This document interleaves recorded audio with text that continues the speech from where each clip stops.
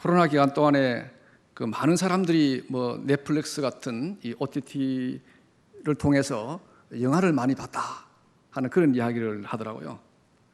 혹 여러분들 가운데 크레센도 뭐 음악 용어죠, 그렇죠? 점점 세게란 그런 영화를 여러분 보신 분 있습니까?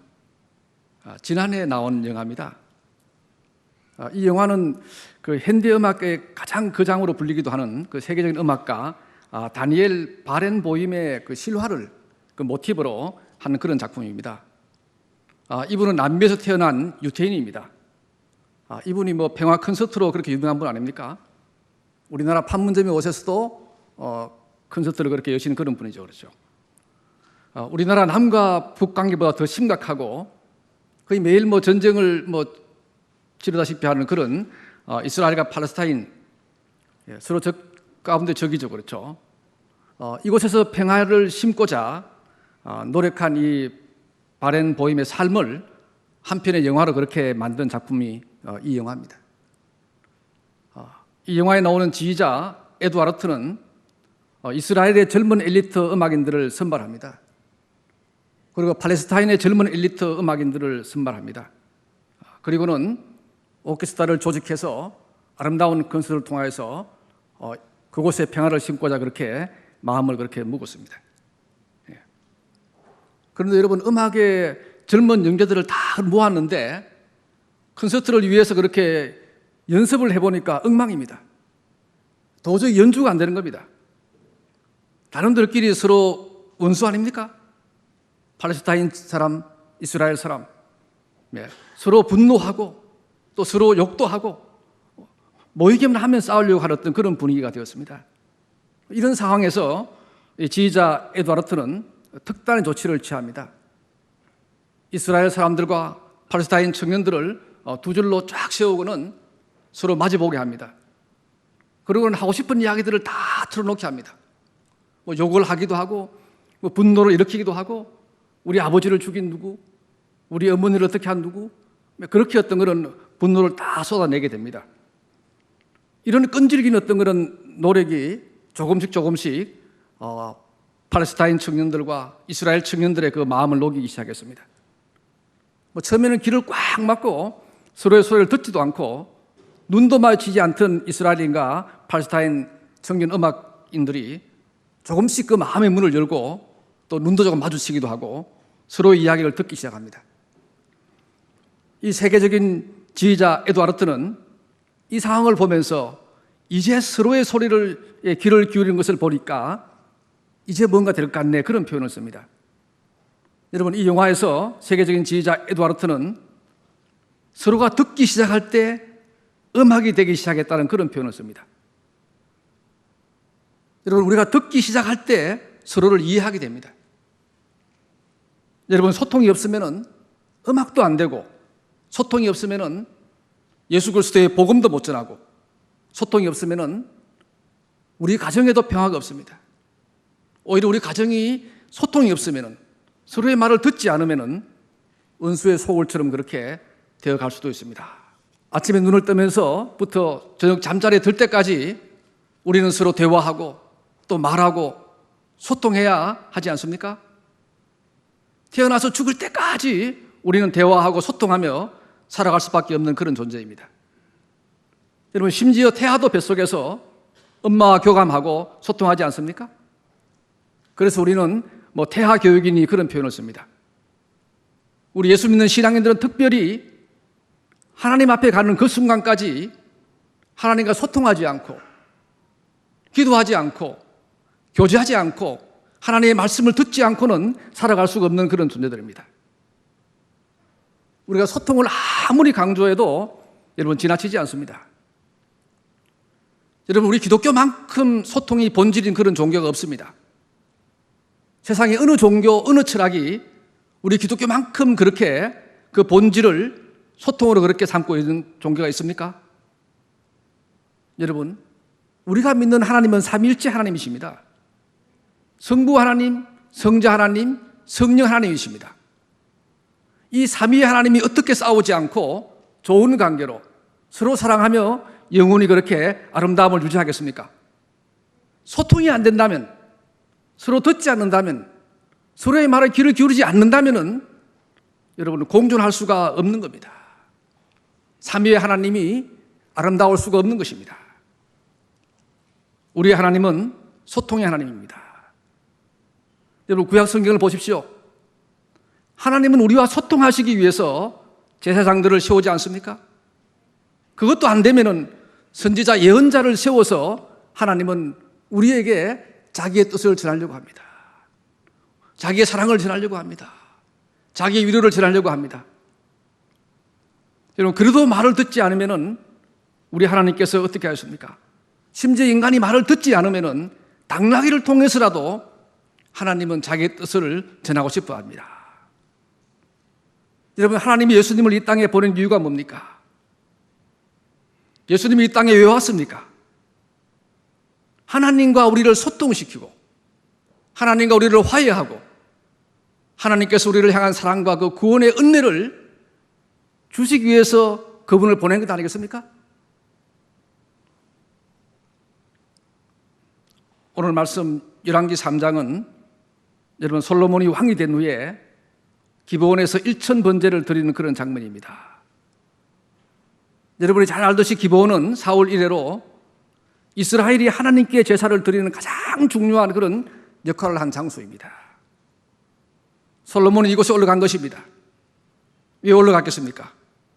백성은 많고 그들을 통치하려니까 얼마나 힘들겠습니까?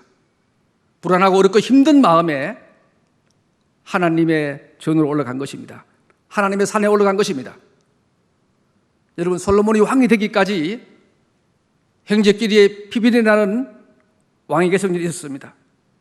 외국과의 관계도 불안하니까 애굽 왕 바로의 딸을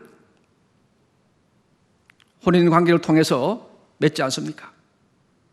이 솔로몬의 실타래 같이 얽힌 국내 문제 또한 외교 문제 많은 문제들을 가지고 있었습니다. 이러한 문제를 가지고 특히 이분은 하나님의 백성들을 위한 사랑, 자기 백성들의 어려움들을 해결해 주기 위한 그 사랑 때문에 오늘 이 기브온에 올라간 것입니다. 여러분 그것도 한두 번 찾은 것이 아니지 않습니까? 성경은 솔로몬이 무려 1000번제를 드렸다 이렇게 말했습니다. 여기서 솔로몬이 자기 백성들을 잘 통치하기 위해서 백성들의 마음을 편하게 하기 위해서 무엇을 구한 것입니까? 1000번제를 드릴 정도니까 솔로몬이 어떤 것은 그 간절함이 얼마나 컸겠습니까? 그런데 이 솔로몬이 구한 것은 백성들을 위한 강한 국방력을 구한 것도 아니에요. 외국과의 좋은 우호관계를 구한 것도 아니에요. 경제적 부흥을 위해서 나라의 부강을 구한 것도 아니었어요. 적어도 이런 것들을 여러분 일국의 왕이 구해야 하는 것 아니겠습니까? 그런데 오늘 솔로몬이 구한 것은 9절에 보면은 듣는 마음을 종에게 주사. 여러분 솔로몬은 듣는 마음을 구했습니다. 오늘 본문에 듣는 마음을 주사, 영어로는 listening heart라고 그렇게 표현합니다. 히브리 말로는 레버 소미아라는 그렇게 표현을 합니다. 제 생각에는 하나님이 솔로몬의 이 간구를 들으시고는 깜짝 놀라지 않나 하는 그런 생각이 듭니다. 이런 괴물이 다 있어? 하나님이 오히려 솔로몬에게 전곡을 찔린 것입니다. 그래서 하나님이 이렇게 말씀하지 않습니까? 너가 장수를 구하지도 않고 부도 구하지도 않고 원수를 물리쳐 달라고도 구하지도 않고 듣는 마음을 구하다니. 그리고는 여러분 하나님께서 너가 그것을 구했으니까 내가 너가 구하지 않은 모든 것을 다 주겠다 이렇게 말씀하지 않습니까? 예. 여러분 하나를 풀었는데 열이 풀리는 겁니다. 하나님의 그 마음을 하나님이 원하시는 것을 하나님의 그 뜻을 정확하게 이 솔로몬이 간구한 것입니다. 여기에 감복한 하나님께서 듣는 마음뿐 아니라 그 다른 그 모든 것들을 주시는 그런 장면이 여러분 여기서 나오지 않습니까? 여러분 솔로몬이 1000번제를 통해서 하나님과 소통하고 백성들과 소통하는 길을 열어달라고 그렇게 여러분 간구를 했습니다. 여러분 이 솔로몬에게 듣는 마음이 무엇이기에 이분이 듣는 마음을 달라고 그렇게 1000번제를 드리면서까지 하나님께 나아갔습니까? 여러분, 우리의 이 마음은 무엇이고 우리의 이 마음은 무엇을 하는 곳입니까? 고대 근동과 성경은 마음은 하나님의 뜻에 집중하는 기관이다 이렇게 말합니다. 여러분, 우리의 마음은 하나님의 뜻에 우리가 집중하는 그런 기관이라는 거예요.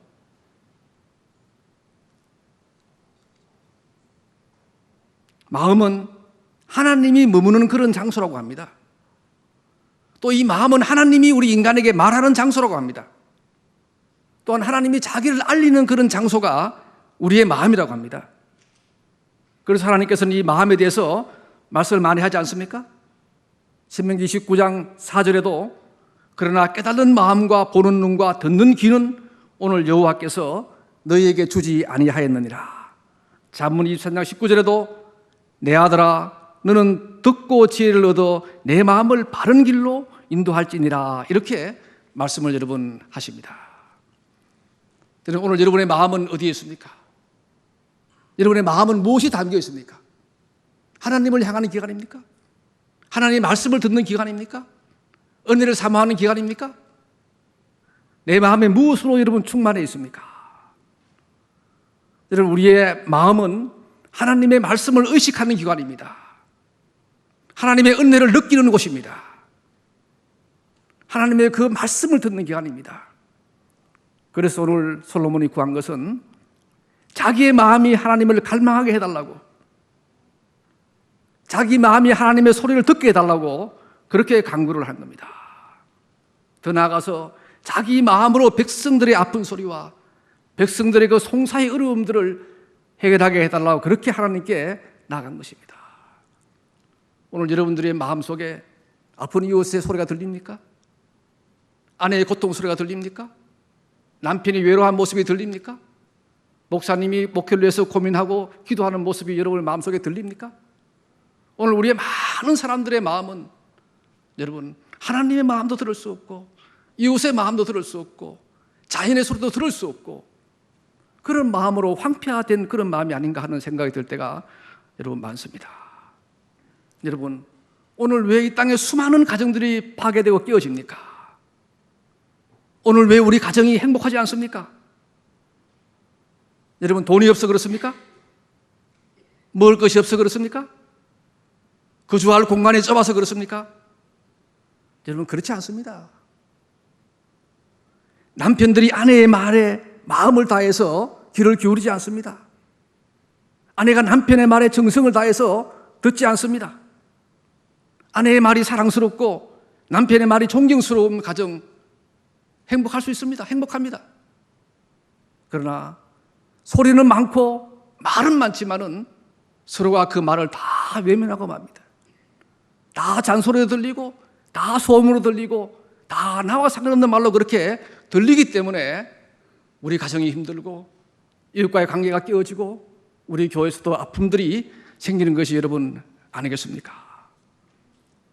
우리의 마음에 아내가 없고 우리 마음속에 남편이 없고 우리의 마음속에 성도를 사랑하는 마음이 없고 목사님을 존경하는 마음이 없고 우리의 마음속에 자녀들을 위한 애틋한 마음이 있지 않다면 그것이 어떻게 가정이고 어떻게 교회이고 어떻게 우리의 사회이겠습니까? 오늘 하나님은 솔로몬을 통해서 우리가 귀를 열고 들으라고 그렇게 우리에게 말씀을 해주고 있습니다. 들으시는 여러분이 되시기를 간절히 기원드립니다. 교회 여러분, 오늘 이 말씀 가운데 우리가 마음으로 듣는다는 것은 어떤 의미겠습니까?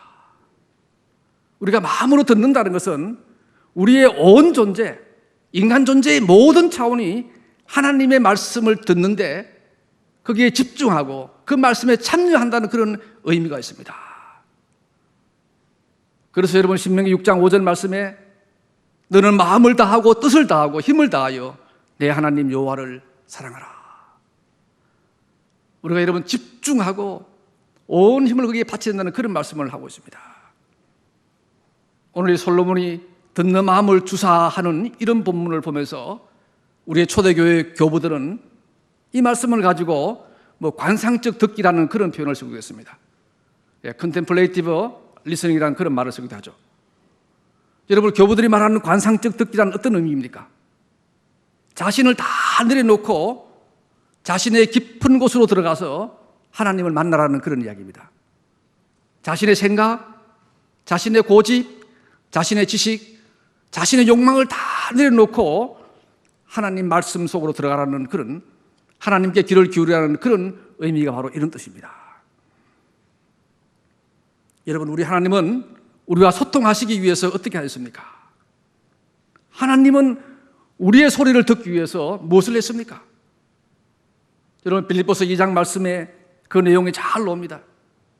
그는 근본 하나님의 본체이시나 하나님과 동등됨을 취할 것으로 여기지 아니하시고 오히려 자기를 비워 종의 형체를 가지사 사람들과 같이 되셨고 사람들의 모양으로 나타나사 자기를 낮추시고 죽기까지 복종하셨으니 곧 십자가에 죽으심이다, 이렇게 말했습니다. 하나님께서 자기를 비워서 하나님께서 종이 되어서 우리에게 오신 것입니다. 무엇을 위해서 왔습니까? 우리의 죄악을 받아들이고 우리의 아픔을 짊어지시고 우리의 고통을 위로하시고 우리를 배려하시고 치료하시고 우리의 이 울부짖음을 들으시기 위해서 하나님께서 내려오신 것입니다. 사랑하는 교회 여러분, 우리의 마음이 꽉 차 있으면은 하나님의 소리도 이웃의 소리도 남편의 아내의 소리도 우리가 들을 수가 없습니다. 여러분, 영국에서 시작한 퀘이크 교도라는 종파가 있습니다. 많이 들어보셨죠? 우리나라에도 함석근 선생 같은 분이 퀘이크 교도였습니다. 이 퀘이크 교도들은 기독교 어느 종파보다 하나님의 말씀을 듣는 데 집중했습니다. 여러분, 퀘이크라는 이름 자체도 하나님의 말씀을 듣고 뜬다는 그런 말에서 이 유래를 했습니다. 이들은 예배 시간에도 하나님 앞에 조용히 나와 앉아서 하나님의 말씀을 듣기 위해서 기다리는 데 시간을 많이 보냈습니다. 이들은 하나님의 말씀을 듣는 방법을 배우고 그곳에 집중했습니다.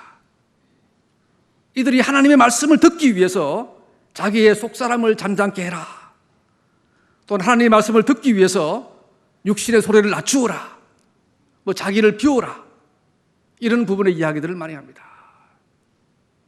여러분들, 하나님의 말씀을 듣기 위해서, 오늘 이 예배를 위해서, 이 찬양을 듣기 위해서 여러분의 속사람을 얼마나 낮춥니까? 우리를 얼마나 비웠습니까? 여러분, 마음이 청결한 자는 복이 있나니 저희가 하나님을 본다고 했습니다. 가장 큰 축복이 바로 우리가 우리의 마음을 비우고 하나님을 듣는 데 있다고 그렇게 여러분 말씀을 드릴 수가 있습니다. 여러분이 잘 아는 동양 고전 가운데 여러분 장자라는 그런 책이 있습니다. 아주 유명한 책이죠. 노장의 어떤 그런 도덕경 다음으로 장자 그렇게 말씀하지 않습니까? 거기 보면은 대붕에 대한 이야기가 나옵니다. 큰 새에 대한 이야기죠. 또 호전몽이라고 나비의 꿈에 대한 그런 이야기가 나옵니다. 그리고 또 한 유명한 이야기가 심재라는 그런 이야기가 나와요. 그 심재라는 이야기가 상당히 어떤 그런 중요한 이야기 중에 하나에 속합니다. 이 말이 어떻게 해서 나왔겠습니까? 저는 공자라는 그런 사람이 그 제자 가운데 한 사람인 이 아내가 공자를 찾아갑니다. 공자의 제자 아내가 공자를 찾아갑니다. 공자에게, 선생님, 그 위나라에 있는 군주가 너무 포악해서 백성들을 너무 고통스럽게 하고 못 살게 굽니다. 제가 위나라 군주에게 가서 그에게 좀 정치를 가르치고 선정을 베풀려고 하고 오겠습니다. 그런 말을 합니다. 그러자 이 공자는 네가 가서 어떻게 설득하고 어떻게 그 사람에게 가르치려고 하느냐 이렇게 묻습니다. 그때 공자의 여자 아내는 이렇게 저렇게 가르치고 설득해서 내가 그 나라를 바로 잡겠습니다, 그렇게 말합니다. 그러자 공자가 네가 아무리 그렇게 해도 안 된다, 오히려 너만 위험에 처할 거다, 그렇게 말합니다. 또다시 이 아내라는 사람이 꾀를 내고 머리를 짜내서 이야기를 많이 합니다. 그러나 공자는 듣지 않습니다. 그때 이 공자의 제자 아내가 그러면 선생님 어떻게 하면 되겠습니까? 이렇게 묻습니다. 여기에 대한 답변이 바로 그 심재입니다. 여러분, 공자가 말하는 심재가 무엇입니까? 그가 하는 말은 귀로 듣지 말고 마음으로 듣고, 마음으로 듣지 말고 기운 기자니 귀로 들어라.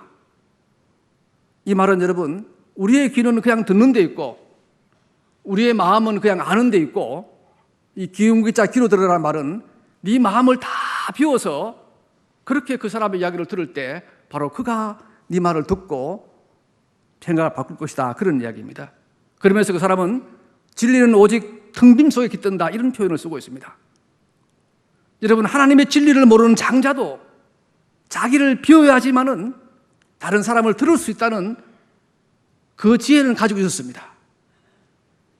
여러분, 구약 성경 사무엘 3장에 보면은 사무엘이 하나님의 말씀을 듣는 그런 장면이 나옵니다.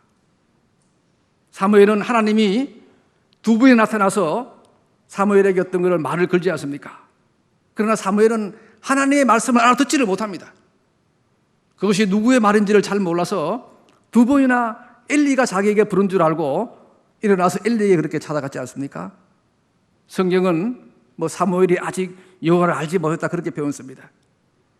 그러나 여러분, 달리 말하면은 사무엘의 마음에 엘리와 다른 것이 가득 차 있었기 때문에 하나님이 부르지만은 엘리가 부르는 걸로 그렇게 생각을 했던 것입니다. 여러분들의 마음에 가득 차 있으면은 여러분, 아내가 무슨 말 해도, 목사님이 아무리 은혜의 말씀을 해도 그 말이 안 들립니다. 사랑하는 여러분, 요즘 소통이 안 돼서 많은 사람들이 얼마나 그 고통을 당하고 있습니까? 여러분, 부부 간에도 서로 잘 들으려고 하지 않을 때가 참 많아요. 저도 한 번씩 운전을 하고 이렇게 가면은 옆에서 아내분이 타고 같이 갑니다. 그러면 제가 조금만 빨리 가도 또 이야기합니다. 또 조금만 빨리 브레이크를 잡아도 무슨 이야기를 하거든요. 힘들 때가 참 많아요. 근데 옛날에 제가 아는 어느 안수 집사님 보니까 근사님이 옆에 타시고 운전을 해가 쭉 가시는데 근사님이 어떤 그런 한마디 하시니까 네 알겠습니다. 네 알겠습니다 그러시더라고요. 그래서 저도 그 안수 집사님에게 조금 배워서 가능하면은 무슨 말을 하면은 알겠다고 미안하다고 그렇게 하고 지나가려고 합니다. 여러분, 우리가 우리의 생각이 마음속에 차 있으면은 여러분, 우리가 하나님의 말씀을 들을 수가 없어요. 여러분, 정말 어떨 때는 우리가 평생을 같이 살아도 아직도 그 아내에 대해서 이해되지 않는 부분이 너무 많아서 가슴이 탁탁 막힐 때가 있습니다. 여러분, 왜 그렇습니까? 서로의 마음에 다른 것들이 가득 차 있기 때문에 그렇습니다. 우리의 마음을 여러분 은혜로 채우지 않고 다른 것으로 가득 채우면 여러분 서로의 말이 들리지 않습니다. 그러나 여러분, 우리가 사람과 세상을 다 이해할 수 없어도 여러분 그들의 여러분 소리를 우리가 들을 수는 있습니다. 우리가 말을 들으려고 하고 하나님께 듣는 마음을 달라고 우리가 간구하고, 그럴 때 하나님께서 우리에게 남편의 말도 아름답게 들릴 수 있고 아내의 말도 사랑스럽게 들릴 수 있고 또한 자녀의 말도 아름답게 들릴 수가 있고 이웃의 말도 우리에게 들릴 수가 있습니다. 여러분, 우리가 하나님께 듣는 마음을 달라고 기도하고 우리가 그 듣는 마음으로 살아나가야 되는 그런 성도가 여러분 되어야 하지 않겠습니까? 오늘 솔로몬도 그런 어려운 상황 속에서 가장 구한 것이 하나님께 듣는 마음을 달라고 했습니다. 오늘 사무엘도 말씀하지 않습니까? 주님 말씀하시옵소서, 주의 종이 듣겠나이다. 여러분, 하나님의 말씀을 듣는 분이 되시기 바랍니다. 아내의 말씀을 잘 듣는 분이 되시기 바랍니다. 남편의 말씀을 잘 듣는 분이 되기 바랍니다. 성도의 말씀과 교회 목사님 말씀을 잘 듣는 여러분이 되시기를 여러분 간절히 기원드립니다. 모든 염려